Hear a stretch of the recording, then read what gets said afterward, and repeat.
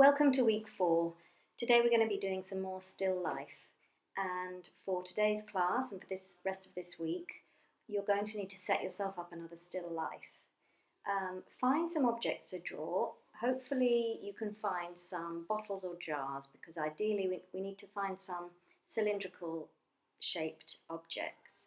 Then create an arrangement somewhere that's comfortable to draw and put your items out in a way that is appealing to you, and try and make a few gaps between them and have some in the front and some in the back.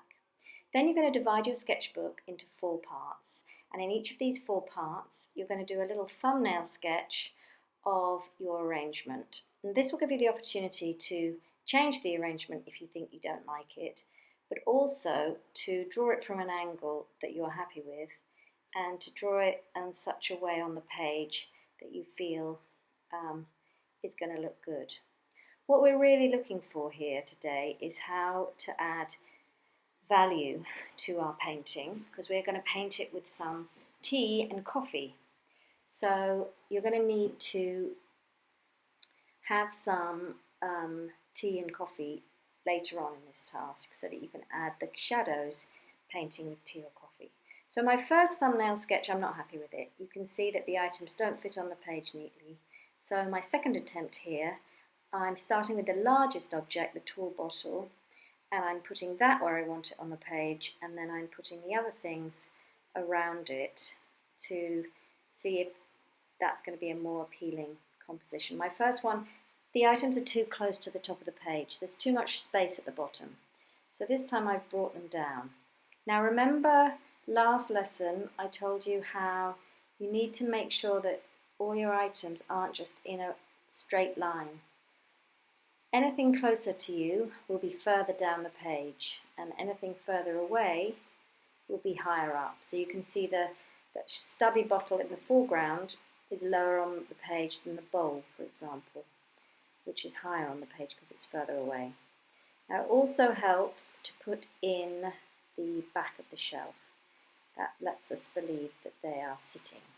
So once you've done enough thumbnails and you're happy with your sketch, you're going to do an A4 size sketch. So I've gone on, and again I'm starting with the tallest part of my still life, which is the bottle, and I'm drawing the other items around it. And I'm taking particular care to put in all the shadows I want. Now here is my few different cups of tea and coffee. So there's slightly different shades of browns, and I'm lucky enough that I have a nice selection of brushes. If you don't have brushes, you're going to have to be creative. Look around the house for something else to use. But if you have brushes, I want you to just dip them into the tea and coffee. Test them on a scrap of paper first so you know what kind of colour you're coming up with. And then you're going to layer on the shadows. So starting with a palish tea, I'm just putting in the areas of shadow.